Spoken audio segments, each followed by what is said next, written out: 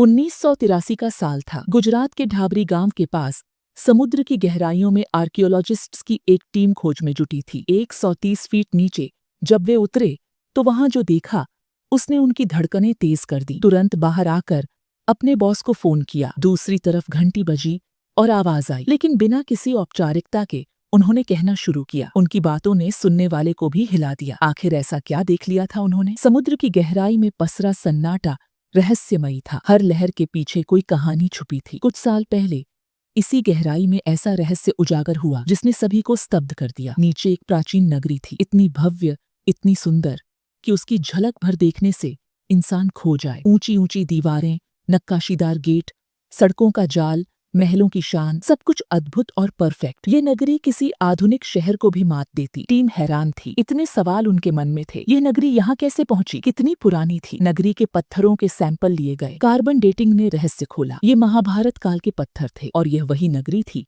जिसका जिक्र महाभारत में हुआ है, द्वारका, श्री कृष्ण की नगरी। लेकिन यह कैसे तय हुआ कि यह द्वारका ही है? श्रीमद् भागवत पुराण के अनुसार कंस का वध करने के बाद श्री कृष्ण मथुरा में यादव वंश के साथ रहते थे, लेकिन बार बार जरासंध के हमले से परेशान होकर उन्होंने समुद्र किनारे एक नई नगरी बसाने का निश्चय किया। समुद्र देव की पूजा के बाद उन्होंने विश्वकर्मा से यह नगरी बनवाई। समुद्र देव ने उन्हें 12 योजन यानी लगभग 153 किलोमीटर भूमि प्रदान की। विश्वकर्मा ने ऐसी नगरी बनाई जो स्वर्ग का अनुभव देती थी। सोने के महल, हरियाली, तालाब, सुंदरता से भरपूर द्वारका में सब कुछ था। यही श्री कृष्ण का निवास स्थान बना। लेकिन महाभारत के युद्ध के बाद गांधारी के श्राप ने इस नगरी के विनाश की शुरुआत की। 36 साल बाद यादव वंश ने आपसी संघर्ष में खुद को खत्म कर लिया। श्री कृष्ण के जीवन का भी अंत हो गया और इस नगरी को समुद्र ने अपने भीतर समा लिया। 1982 से 1990 के बीच